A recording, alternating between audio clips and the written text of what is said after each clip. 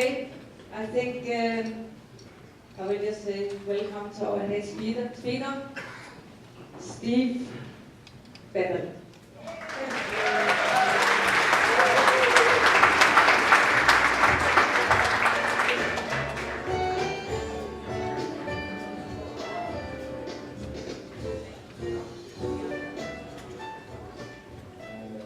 All right, can everybody hear me?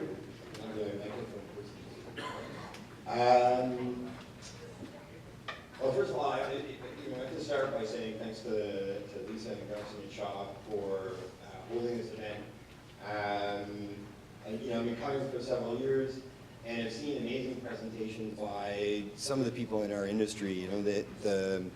I certainly remember Guy's presentation about the lovely East Coast of Canada. And I won't forget that. And also Nick America and Nicaragua. The SOEX one last year. What I want to do today is just to quickly go through our part of the industry and kind of outline to you guys why what you do, the collectors in the room and the graders, what you do is really important, and how this business has an impact around the world, way outside the doors of picking up a load in Chicago and going to one of the retailers, a Savers, and then their product, where does it go and what happens to it? And then what are the possibilities for this business and what we can do with it? As Lisa said, I'm from Ottawa, from Canada, from Bank & Vogue. So we're brokers. We buy and sell containers of used clothes. But one of the businesses we have is we have 10 retail stores in Europe. We're based out of the United Kingdom and in Sweden, where we have vintage stores. So what I want to do is talk to you about what the vintage business is for a few minutes, and then kind of tell you where that business is evolving. So let me see if I can get this slide thing to work. And eventually, I want to get to where the business is evolving, which is our own label. So I'll get there in a minute. This is very un-Canadian, but apparently I should do this because I want to tell you about the success of our stores and the success we've had in Europe. I hate doing this sort of thing, but I think it's important because I want you to walk out of here going, you know what? People are buying this stuff, and it's got momentum, and people aren't just buying it, but they're loving it. It's part of a culture. It's part of a culture in East London. It's a part of a culture in Stockholm and Gothenburg. They love this clothes, and frankly, I love the clothes. So our first store started in East London, which is a sort of very, very on-trend, hip and trendy area of London. The picture on the left is the outside door, and the one on the right is the inside. So this is the part I hate, but I'm going to do anyways. Amongst the British retailers, last year they voted us the 22nd best retailer in the United Kingdom. This wasn't the 22nd best guy that sells used clothes. It's just 22nd best person selling clothing. And that's a really cool thing, because that means that the community is saying, you know what, selling used clothes, selling vintage is okay. Secondly, we have an online presence. We have 35,000 garments online. We were voted the 3rd best shop online. And the other thing that's really fun about our trade, the vintage trade, is we're surrounded by, and our customers are really recognizable people. They're people who want to look different. They live and they want to be on the cutting edge of fashion, of music. And so my favorite, Adele, I'm in love with Adele. There's nothing wrong with that. So Adele, I don't know, this is sort of the kind of stuff that a fashion junkie gets excited about. When she was pregnant, they said, oh, where are you going to go and buy your clothes? She said, no, I'm just going to go to Beyond Retro, of course. And a massive fan of Amy Winehouse, unfortunately passed away, but that's her outside of our store, our first store. And she really epitomized a lot of the styles we were doing a few years ago. Lana Del Rey. Yeah, some more rated, really cool stuff. But Isaiah Banks, that's kind of fun. Kate Moss, which is kind of fun. It's a British model. So a little bit about the stores. So we were one of the first. A lot of vintage stores are like these little bitty shops that some lady runs with like bees in her head, and she's got like, and then it's a little tiny room, cram-packed and not really organized. In London, we were one of the first ones to do really big box vintage stores where product is categorized by era. So we have 20s product, 30s product, 40s product. And we took a lot of the lessons from modern retail and organized the vintage accordingly. So this is more of the original shops. So over the course of 13 years, we've built 10 stores plus the online shop.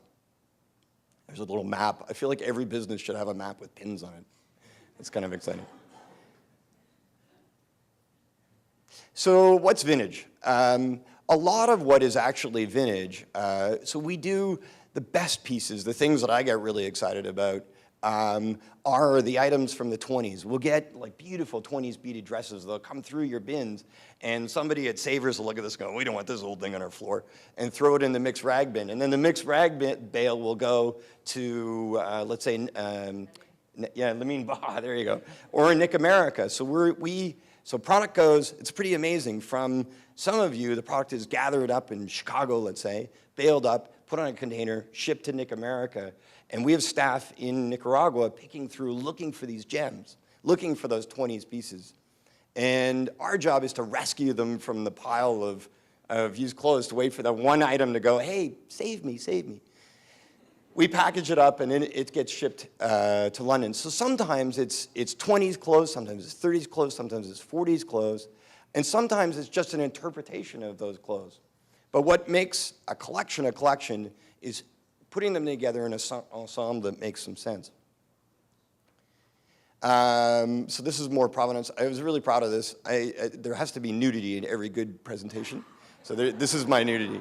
This is as much as Lisa would let me have. This is Lady Gaga's last album cover, and those are our pants. There you go. We must have been out of blouses that day. So the thing is that as a retailer, the thing that I get most excited about is, obviously Lady Gaga is fabulous, but what's more exciting is when you see a group of young 16-year-old girls destroying your store, giggling now I heaven, and all bundled in the change room with piles of clothes and laughing. That, in fashion, as a retailer, that's fucking success. Oh, I shouldn't have said that.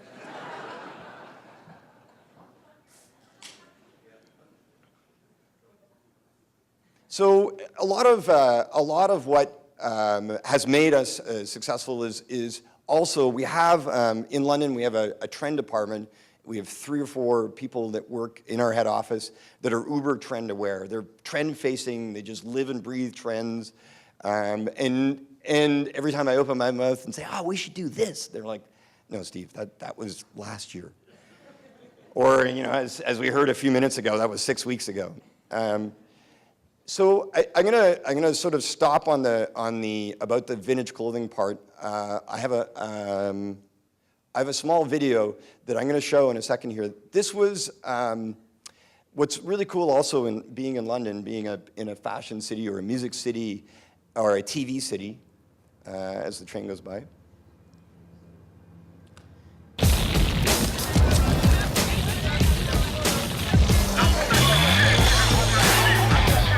In life, you cannot always choose what you do, but you can always choose who you are. Ain't nothing wrong with this chemistry. Ain't nothing wrong with this place for me. And time tells the test of pedigree. Experience is another one meant for me.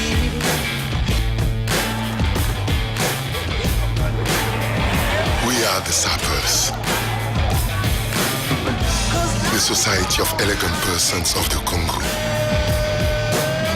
Indelible is what I need to spread the word. Tell me now, and show me how to understand what makes us understand. Tell me now, and walk the line. You see, my friends, with every brace and every cufflink, we say, I am the master of my fate. I am the captain of my soul.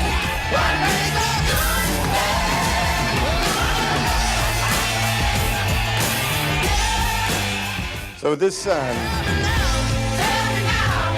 can stop it. So that was a TV commercial that was just aired about 30 days ago in London. The clothes, much of the clothes came from our store, and they filmed it. And I think it typifies what I get excited about. It's an element of style. It's just people having fun and people being completely different, not wearing the same thing that the fast fashion guys kick out. And you go to a party and somebody's wearing the same thing. These are people who scream individuality. And that's the essence of what vintage is. That's the essence of why we've got somebody sitting in Nicaragua looking for the 1 out of 1,000 garments that you guys collect that ends up in London, that ends up in a video like that. That's a home run. Anyway, okay, so let's stop. So that's the vintage business. Now I want to go on to how the vintage business is evolving. And this is what I was really excited about to come and talk to you guys about. So that was the preamble. Does anybody know what this, so there's a prize here. Does anybody know, the prize is a handbag, the gym bag, you get a gym bag. Does anybody know what building this is? I'll give you a hint, it's in Europe.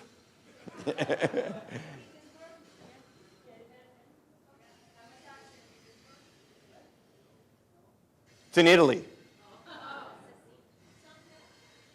What did you say? It's St. Paul's Cathedral, and it's basically the Vatican, right? So the thing that's exciting about this building, and what I really love about it, is this building is actually made from the marble stolen off this building. And standing in Rome and looking at, I was one of those ugly tourists that rented a Segway with these little headsets on. Apparently what happened was the Colosseum was actually originally completely covered in marble at one time. Floor-to-ceiling marble on the outside. And when they were going to build the building, they said, well, there's actually no marble in Rome or around Rome. The marble actually comes from southern Italy. So it was a lot cheaper to actually steal all the marble on the outside of this building and build, hang on, go back to it. Did that work? Didn't work. There you go. It was a lot cheaper to steal the marble off that building and build this building. And no one walks into this building and looks at Michelangelo's paintings on the ceiling, and no one says, oh, this is a remade item. This is like something remanufactured. No, it's just what we've done for years and years and years. So what we're doing at Beyond Retro is we're remanufacturing clothes. So we're actually taking old garments and remanufacturing them into new garments. And for us, this is a really exciting thing. We started 3 years ago. We wanted to make cotton shoppers, the kind that you buy for $3 at the grocery store because you feel guilty about plastic bags. And I felt guilty about using brand new cotton. So I said, well, why don't I take raincoats? Because there's no market in the world for raincoats. Long trench coats, there's no market. Maybe Lamine has one, but no, long men's trench coats, there's no market. So we started cutting those up, and we slapped our logo on them. I said, voila, we got a cotton bag. We had 2 sewers in India manufacturing these things, cutting up, and the rag house was excited because they had a market for these things, which they don't normally. But then we started thinking, well, there's actually some gaps in the clothes we can't find enough of. So what if we start actually remanufacturing other items and making new garments? So over the course of 3 years, our factory has gone from making a few hundred pieces a month to we're now making 10,000 garments a month. I kind of want to walk through how the process works and how we've kind of developed this thing. First of all, we have a design team in London, so they come up with the design ideas.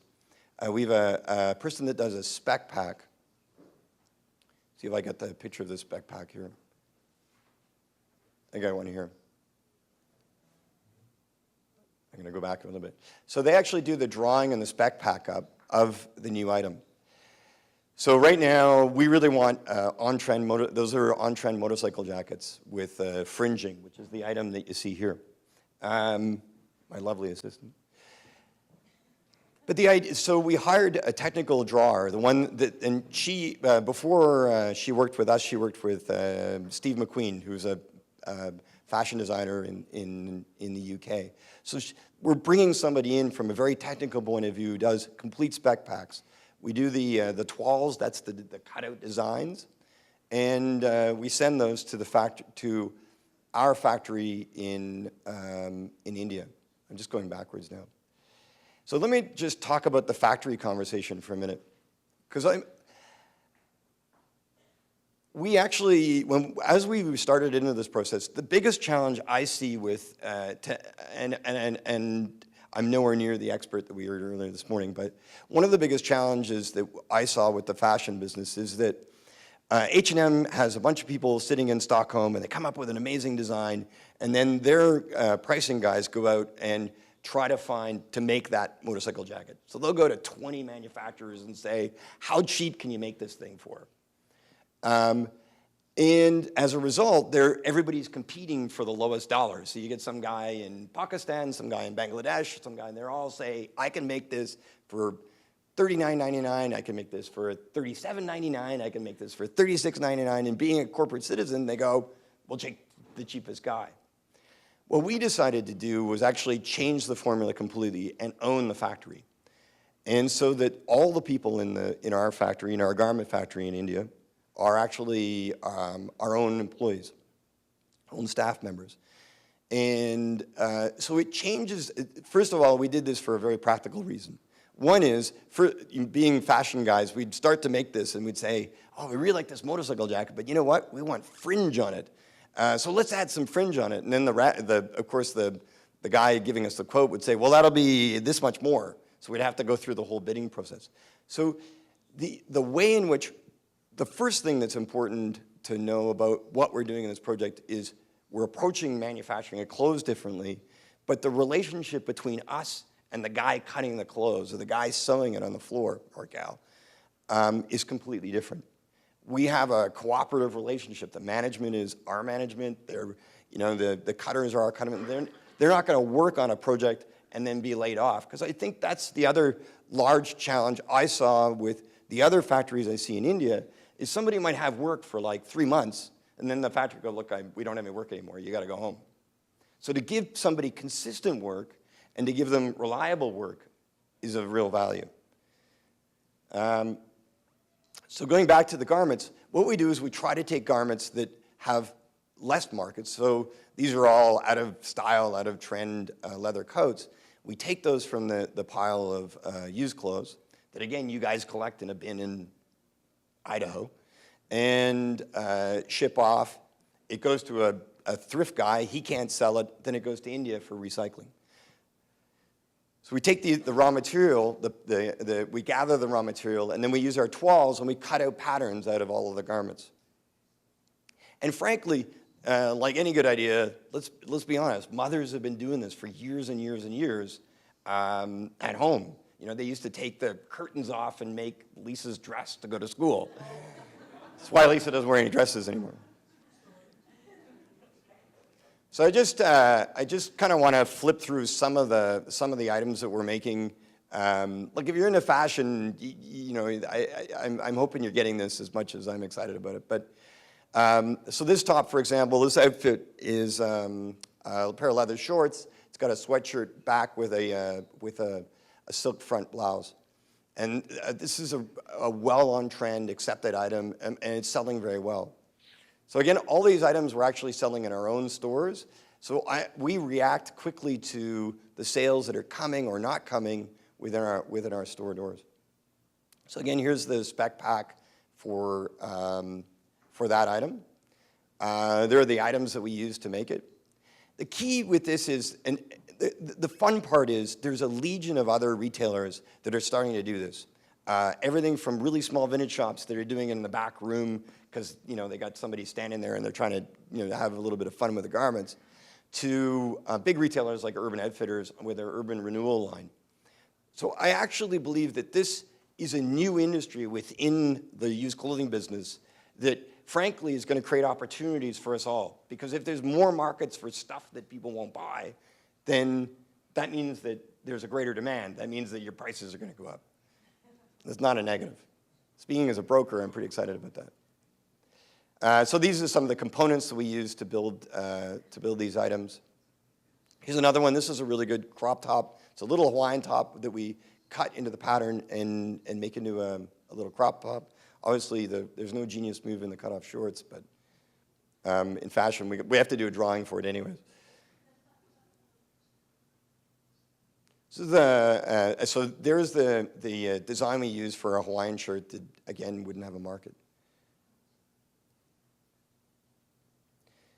So one of the things that we're really successful at, you'll see some of the bags out there. I think 30% of my sales are bag sales. And I love making bags. I absolutely love it. Because the nice thing about bags is they're always smaller than coats or shirts or blouses. So you can use bits of things to make bags with. And also that you can change the range, you can move the product around. So these are the items that we're making it from. The other thing is too is that we're making it from items that are either, the collars could be, wait, there's a pointer and this will be exciting. So it could be that the collar is destroyed, could be that there's a stain on the arm, but we don't care. We're just looking like the guys building the building in Rome. They didn't really care the quality of the marble because they were going to change it and remelt it into something else. So here's the spec pack for the bag that I just showed you. This is the dress that she's wearing now. So some of the simplest things, which are actually some of the stuff that we're most successful at, are what we call nip and tuck, stealing from the plastic surgery world, where we'll take an item, which in this case it was just a skirt, and turn it into a 1920s dress. I feel like I should wait for the train.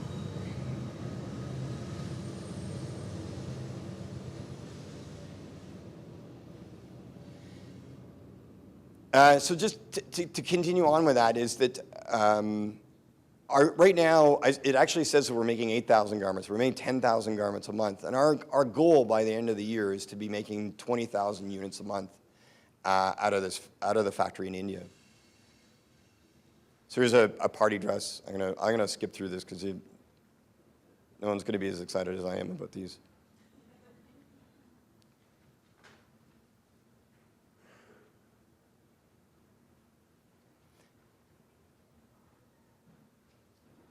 So I want to just talk a little bit more about the factory and the relationship that we have with the factory, because I want to be clear. We didn't start this project because I got out of bed and said I want to be ethical, and I tell my press department, and I get real flack within the company about this. I'm not doing this because I want to be ethical. I'm doing this because I want to make really fun clothing. I love the clothes. That's what the position is. I want to make beautiful things because I love it. But I want to do it in a way in which I'm really happy about it, that I got an inner ethical smile, I call it, or an inner smile. So not knowing anything about manufacturing because I'm a rag guy and I sell containers of rags, I wanted to, the ethos I said was I wanted to be able to have a factory that if my grandmother, everybody has a grandmother, my grandmother walked in, who was a textile worker in a small town in Ontario, in Canada, where I'm from. I would want her to walk in and go, you know what? This is a nice place to work. So a couple of things that we did. I'm going to go to this. In Europe, some of the fashion houses, not all of them, but some of them are generating, I'm going to slip ahead here. They're generating what they call a social compliance checklist. So when we started the factory, we hired a former production manager from French Connection. Like everybody will know their sweatshirt from FC UK. I don't know, it's a popular English brand, and it is over here. One of the first things we wanted to do is we wanted to go into this saying, you know what, let's create a document, a checklist, so that every time we're here, there's the social compliance checklist is signed off. And let's steal some of the best practices from some of the other manufacturers in the UK that are putting these up on their websites, but let's actually lean that up against our own factory.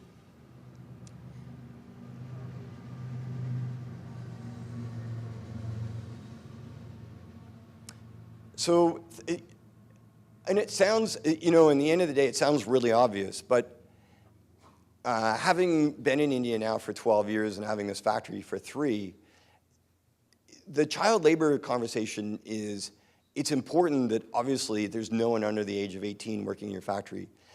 I'm always amazed, and this is like a complete Western, silly Canadian boy comment, but you walk in and you look at everybody and go, are these people over, because the people, because they died, because of where they live, they look smaller, they're tinier people.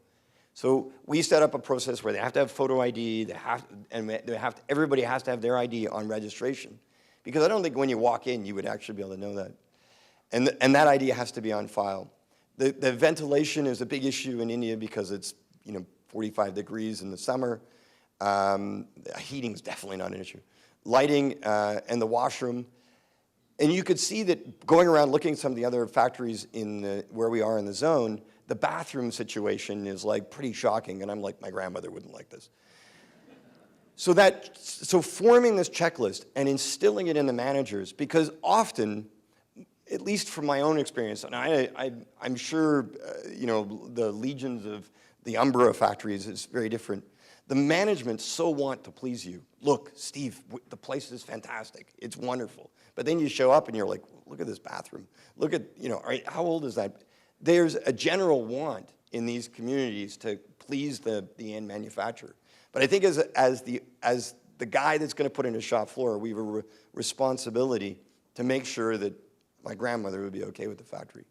So things like fire extinguishers or the drinking water. One of the biggest challenges we have, at least in northern India, is that people's drinking water isn't very good. And even the water that they bring in is not potable water. I kind of go on, but it's an important conversation to have. And I think it's a very different kind of conversation when you're in the I go every 2 months, and you work with these people and you work alongside of them. You wouldn't want to create a working environment that you wouldn't be proud to be part of. And, because these people become, at the end of the day, we now have 100 staff in our factory. I don't know, it sounds common sense, but you could see in the modern fashion world, when you're sitting in an office in London designing something and sending it by fax and say, make me as many of these as possible, it's a very different environment. So it's something I'm very proud of. I don't know, you keep going through this stuff. And I'm harping on it because it's a really important part of, it's really important to make really fun stuff. And that's what I want to talk to the public about in the UK and my customers. But what I want to talk to my family about or my friends about is, hey, we're doing all this really fun stuff to make sure that this factory is beyond reproach. So look, the warm and fuzzies, I was asked to fill out this form and say, what's the environmental impact of remanufacturing clothes? I think it's just creating another step in the life cycle of used clothes. And I'm excited to do this. I believe that this can be a portion, and it's obviously not going to be making 500 million pieces a year, but this year we're on track, the run rate to make 240,000 garments at our factory. And I believe that has a real value to what we're all doing. I could not do it if you guys weren't collecting clothes, if somebody didn't put a bag of stuff in the clothes. I couldn't do it if Savers didn't reject the clothes and send it off to Lamines. And Lamine eventually sends, the bulk leather to India. So all of us are part of a chain that is making this industry completely possible.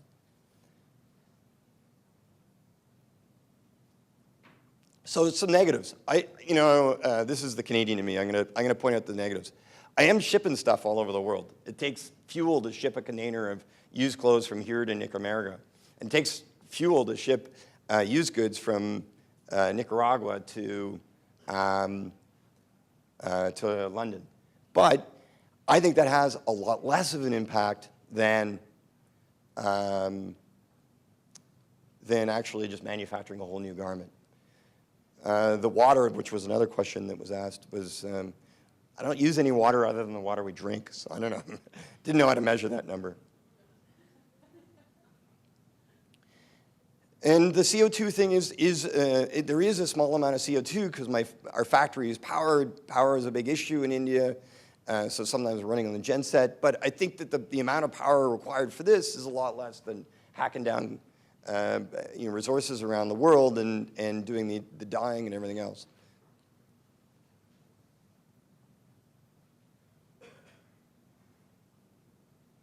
This toxic chemical question, goes without saying.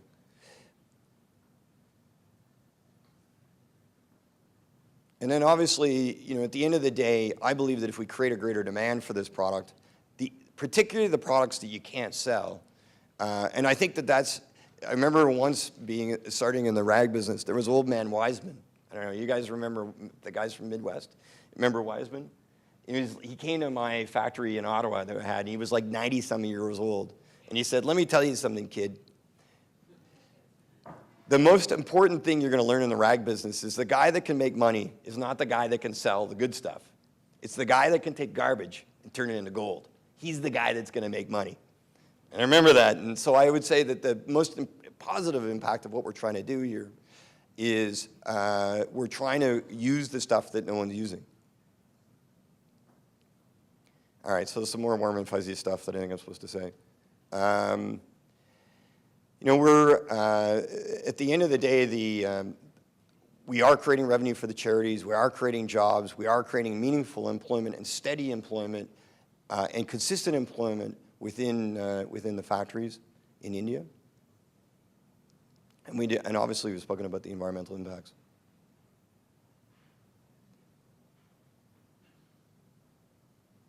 So this is the one cheesy commercial I'm going to give you. This is, you can visit us at www.beyondretro.com, where you'll see that we have a label section, and this is where we're actually selling our remanufactured items.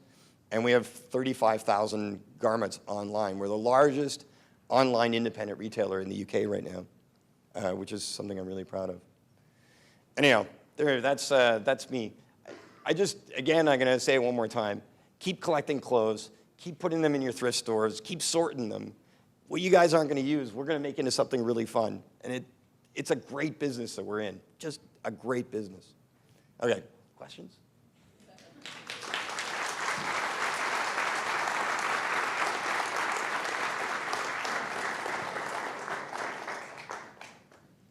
Questions from everybody but Idris. He's not allowed to ask me any questions.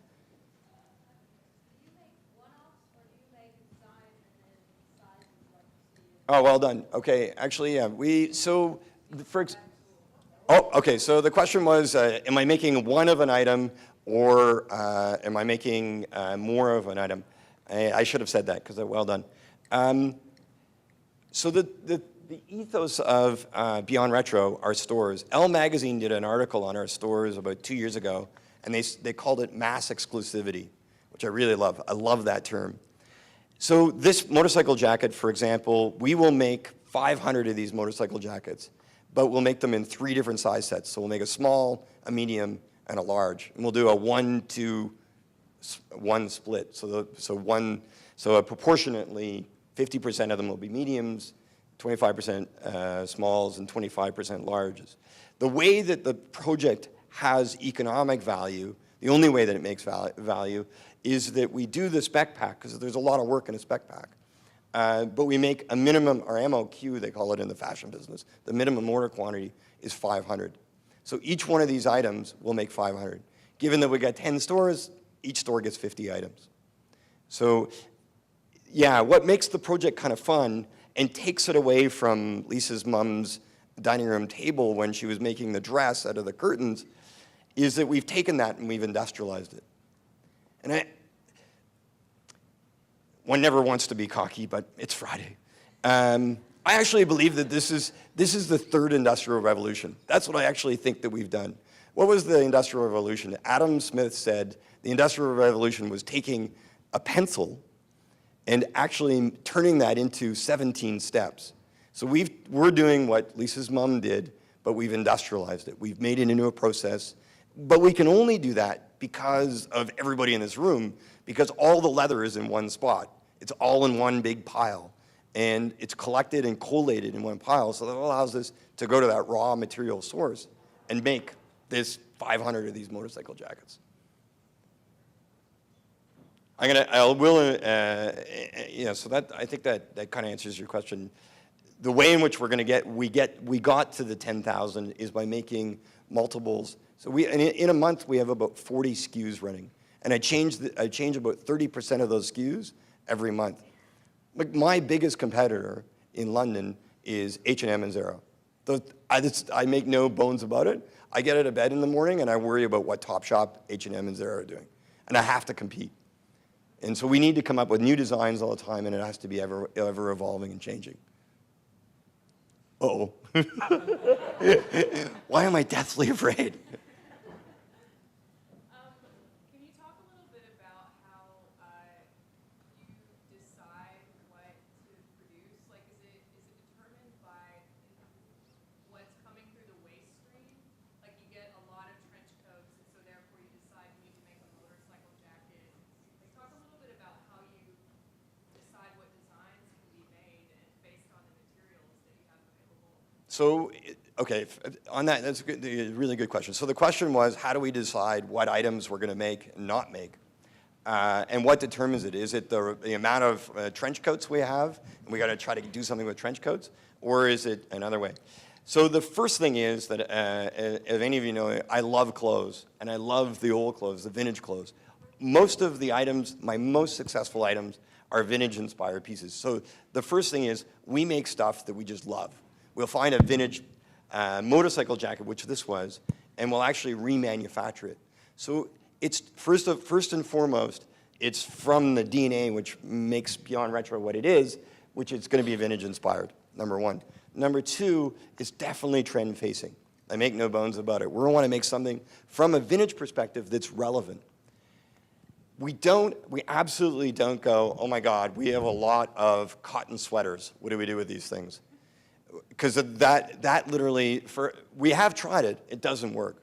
And at least from what we've learned is that there are, like for an example, in a season, there are things that people are excited about. They're excited about sequins this fall coming up, or they're excited about tassels. So we've got to make sure that I can become commercially viable, I've got to be trend facing, and I've got to be fabric facing. Like right now, this fall, there's a lot going on about tapestry fabric, and there's a lot of magazines and a lot of shops are doing tapestry. There's a big suede trend coming up this fall. So we're going to go, okay, suede's really exciting. What do we know in our history that's a really pretty suede item? And then we go to the suede pile and we start kicking out ideas. So it's definitely trend-based, but also with the DNA of our love of vintage clothes, relevant clothing. That's a question. Oh, no, not the Midwest guy. She put up her hand first. You show pictures of Azalea Banks, Lady Gaga, and so forth. What has been the impact with celebrity interaction with your company? Has it made it better or more popular? Oh, okay. So the question was, what's the celebrity interaction with your product? So at least in London, how our company works is we have a press and loans department. So she works full time. So we have two groups of people that come in to the store. One, we have magazines that are going to do a photo shoot of Kate Moss, and they're looking for other items that they can put with her clothing. So, for example, if she's doing a Chanel dress shoot, in the magazines they often want the low-end guy on the pole. So they'll say Chanel's dress, $1,200. Handbag Beyond Retro, $12.99. So the magazine loaning has real value because it gives you credence in the public. People flip through the magazines, they see your name. The Lady Gaga, the other stuff, in the end, because of copyright rules, I'm not allowed to show Lady Gaga around the world and go, she's wearing my pants. And that has really little traction, to be honest, it's really good for environments like this, but it's not really great for talking to my retail customers. But to me, it's Train agrees. it's a thumbs up from a really edgy part of the community that says, you know what, you're on the right track. And to us, it sounds really low and shallow, but welcome to fashion. It's just people saying, you've done a good job. They're putting it on. I don't know, I hope that answered the question. All right, what do you got? Lady Gaga wearing your pants. I'm not even going to touch that. Any expansion plans for the U.S.? For the retail stores? You know, right. Any expansion plans for the U.S.? We've been in London now 13 years, and it's kind of funny because I come home or I talk to my American friends and no one knows our brand. But if you go into the UK, my brand, our brand, our family brand is known very well. And we've got a really good group of customers, of core customers, and we've kind of expanded around us. We just opened a new store in southern Sweden in Malmö, on the bordering city of Copenhagen. And frankly, we are a London-based brand, even though I'm a Canadian guy, which makes no sense. But we are a London-based brand, and we are keep expanding in. I'd like to keep expanding in Europe. The one thing that's really quite exciting, just because I am a retail geek, I do love this, is the online world is a crazy. I actually believe that this is going to have an enormous impact on how clothes are made, how they're delivered. Right now, Drapers, which is the fashion magazine. It's like the industry fashion magazine in the UK, said that 13% of clothes right now in the UK are bought online. They're saying in 5 years, 40% of clothes will be bought online. So, you know, and this is actually, we started our online store 3 years ago at enormous cost, an enormous investment, but it now is the second largest store we have by dollar trade. And I actually think that the biggest expansion that we can do, we'll keep opening brick and mortar stores, is the online one. Because it literally is endless because you're not constrained by the size of the brick and mortar, you know. But it's really tough for the thrift or vintage business because you got to make your money on one SKU. And it makes competing against the Zara or the H&M who's selling an item for $8.99. And they can take one picture, and they'll have 1,000 of those $8.99 ones behind it. It's a tough market to be, but I think that this is the biggest expansion plan. Our plan is to open another factory to make garments, so we'll get our existing factory to 20,000 garments a month, and we are going to have a second factory within the year.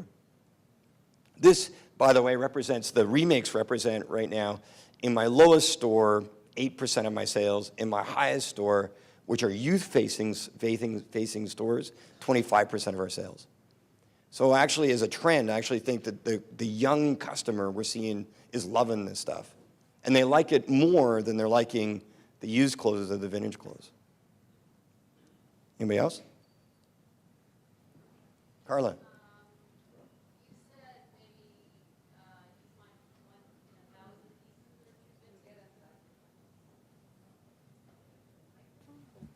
I get the microphone, lucky me.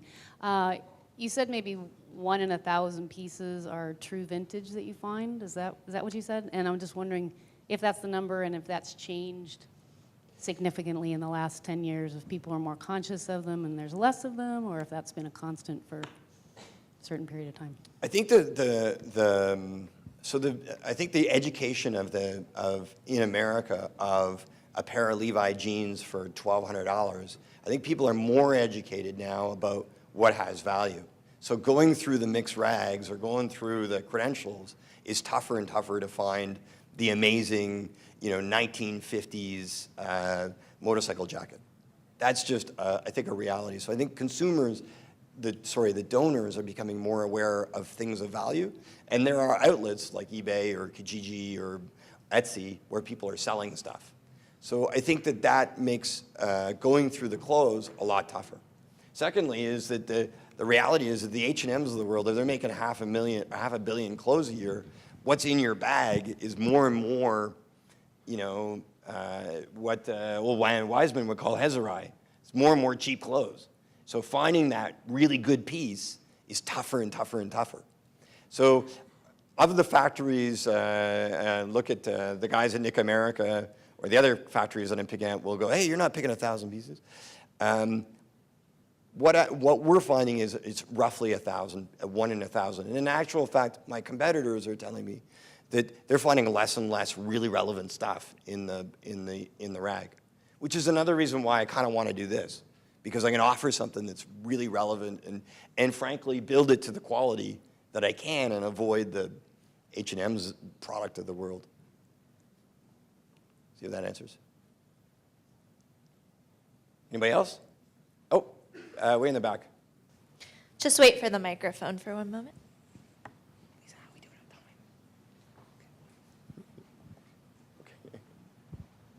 So as you're constructing new pieces, is it your tendency to prefer older raw materials or recycled, like the H&M stuff that gets tossed in a bin and then makes its way back to you? Okay, so it's a good question. I grew up as a kid collecting antiques. We used to go, my mom and dad would go to antique fairs every weekend, and it was like our family activity, which is maybe a little embarrassing, but I love the aesthetic of old things and things that have what we in the antique business you'd call patina. They got a little bit of love and a little bit of wear. So the answer is I would rather go to something with patina than I would go with brand new fabrics. The biggest challenge with the H&M stuff, or a brand that's really successful that is manufacturing in America is American Apparel. But if you look at the stuff that they're making it out of, you can't do anything with it. It's just it's flimsy cotton t-shirts, or it's, flimsy tube tops, or it's horrendous stretch leggings. It's pretty hard to take that and make it into something else that's relevant and constructible, So what dictates, going back to Elizabeth's question, was really, it's about trying to find good solid fabric to make a good solid quality product. Is there somebody else over here? Yeah.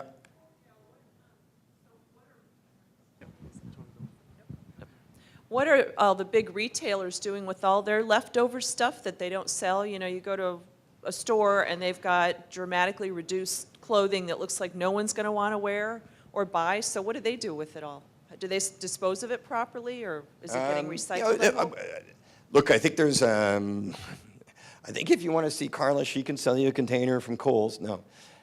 I think there is a really good reuse business within North America of what they call store pulls or shop pulls, or end of lines. So there is a really good market for that in Central America and South America and Eastern Europe. So that's definitely not the business we're in. We're in the business of digging through piles of used clothes and use fabric to manufacture, new stuff, I guess. New old stuff. Anybody else?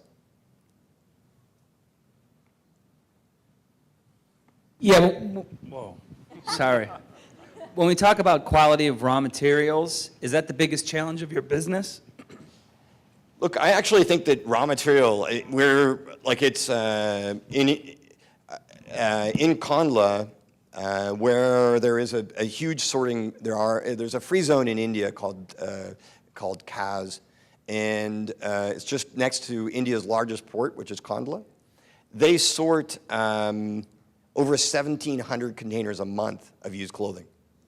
So if you think about in that container, in each one of those is 45 to 50,000 pounds, depending where it comes from, times 1,700 containers, the amount of raw material available is insane. So raw material is definitely not an issue. The biggest challenges we have are frankly growing the manufacturing to get it to a production level where we can say, you know what, that's something that my customer will buy and put, that item, that item will sell in our stores for 90 pounds or $160. Somebody will probably correct me later, but that's a $160 coat. So we have to deliver a quality of a product that's up to that standard. The dress, on the other hand, we will sell that dress for 24 pounds, so let's call it $35. Our biggest challenge is, when you're a retailer, every day, you're always worried about your brand getting mucked by, presenting a customer with an item that the sleeve fell off and that's probably my biggest challenge. It's certainly not raw material, but it's certainly making relevant designs, well-constructed, and delivered on time. It sounds obvious, but it's a lot harder than it sounds. Anybody else? All right, just one last note. Again, Lisa and Garson and Shaw, we've worked together and I've known Lisa for 17 years, maybe, how roughly is that? I'm really proud of this business. I absolutely love the used clothing business. We're in such a fun business with so much opportunity and so much, breadth of what we can do, from, turning stuff into wool socks, from the flecking with Sobex to Nick America's work, to Lamine's work, to, the thrift business. Just so much possibilities. As Lisa said, we're only collecting like 15% of it. Keep going. And thanks a lot. Hey, Steve.